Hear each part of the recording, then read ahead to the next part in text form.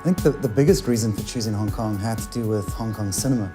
At the time we were watching a lot of Hong Kong cinema action flicks and just loved the action, loved the setting. So for us it was just made perfect sense to bring the action, bring an open world game to somewhere that gamers had never been before. Got this meshing of cultures. You've got the Eastern culture and the Western culture. The Western culture being the British involvement in Hong Kong, and how those two cultures have sort of been fused together over the past century and a half. It has really shaped that city. You have the crazy extremes and the crazy characters just there for your enjoyment. Watching movies, we all love watching action movies, but that wasn't enough. And reading books, and there are lots of them about the cops' relationship with the triads, that wasn't enough.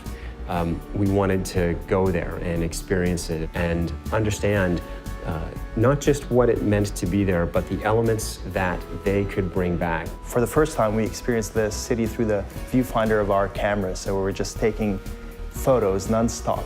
There are parts of the city where it felt like you were just walking in a canyon of signage, you know what I mean? And then from there, the following day, you go to a different part of the city where it feels vast and open and modern.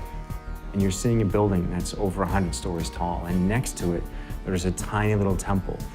You see guys hanging out on a street corner who look like they were in a street fight, and they were triad guys who actually were in a street fight. The key for us about the triads and about Hong Kong was just how interwoven the triads are into society there. It's not like there's a bad guy that you can point to the whole time. They're part of the fabric. We were really lucky to be able to talk to people on both sides, the police and the triad. We talked to a member of very high up, and I guess you'd call it the Hong Kong Secret Service. He was fascinating to talk to, just in terms of understanding what the threats were in Hong Kong. We talked to a couple of members of the triads as well, who took our writer into some very interesting places. He never felt at risk, but he learned some interesting things.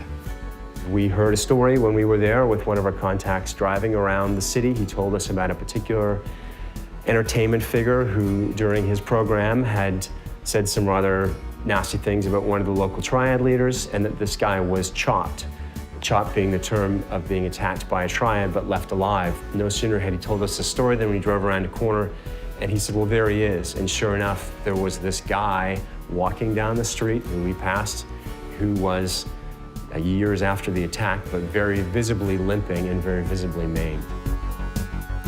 Hong Kong has such a kind of chaotic and multi-layered architectural approach to it, which allowed us to do many new things with the way the player traverses the environment.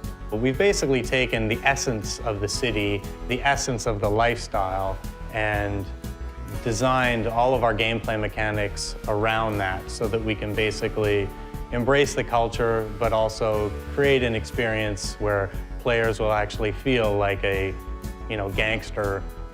Hong Kong is an island, and what we did was create an island with 4 separate neighborhoods. North Point, which is where you start the game, which is more reminiscent of Kowloon. Central Hong Kong, very famous skyline. Kennedy Town, built on the side of one of the hills in Hong Kong, more of an affluent neighborhood. And then Aberdeen Harbor, around the back of the island. The traffic is on the left-hand side of the street. We decided, for the sake of authenticity, that we were going to go with that. We wanted to capture a bit of everything, because really what's unique about Hong Kong is its diversity, and we wanted to capture that diversity. And small things like the tiny alleyways, the cluttered alleyways that feel dingy, foreign, and threatening in some ways. Layers of signage and pipes and wires and hanging laundry. It's a bit overwhelming in the beginning, but then you start slowly getting adjusted to what you're seeing.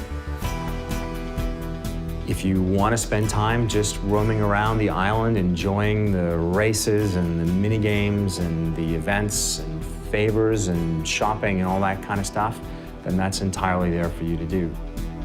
The final result is a city that feels authentic, but at the same time, it's fun to explore and to experience.